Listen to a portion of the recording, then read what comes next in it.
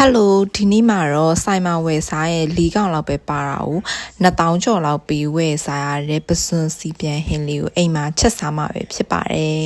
ပထမဦးစွာဈေးရောက်ဝယ်လာတဲ့ပစွန်ကိုတိချအခုံခွာပြီးတော့မှတန့်ရှင်းလုံးမှာပဲဖြစ်ပါတယ်တကောင်ချင်းစီတိချလေးခွာပြီးရွားရေးဆိုရင်တော့အစာပလာစားထည့်ပါမယ်စားထည့်မယ်အချိုမုံထည့်မယ်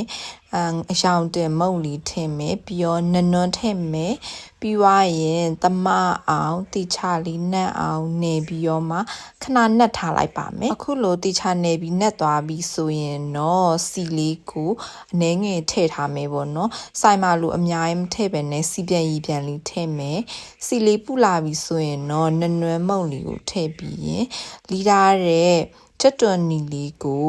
ထည့်ပြီးတော့မှတိချလေးချက်တွန်နီနွမ်းနွားတဲ့အထိစီတက်ပြရမှာပဲဖြစ်ပါတယ်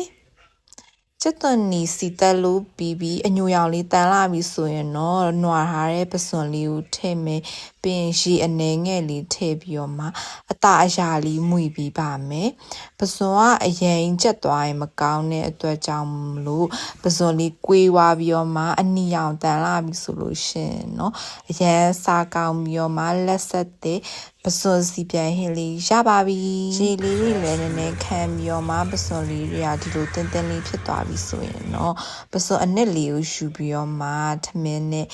နေပါမယ်ရှင်အခုဆိုရင်ပစွန်လုံးဝအိမ်မှာအဝဆွေလို့ရပြီပေါ့နော်ကင်မွန်ချင်ဟင်းလေးနဲ့ချက်ထားပါတယ်ကင်မွန်ချင်ဟင်းလေးနဲ့အရန်လိုက်ဖက်တဲ့ပစွန်စီပြန်ဟင်းနဲ့စားကြပါအောင်ရှင်ချက်ပြီးချင်းစားရမလို့အရန်ကိုခြူပြီးတော့မှလက်ဆက်တဲ့အရာကိုရတယ်ပေါ့နော်နောက်ရကြဘာဟင်းချက်စားရင်ကောင်းမလဲဆိုတာ comment မှာ recommend လေးပေးရပါအောင်ရှင်အဆုံးထိကြည့်ရှုပြီးလို့အားလုံးကိုကျေးဇူးတင်ပါတယ်တတာ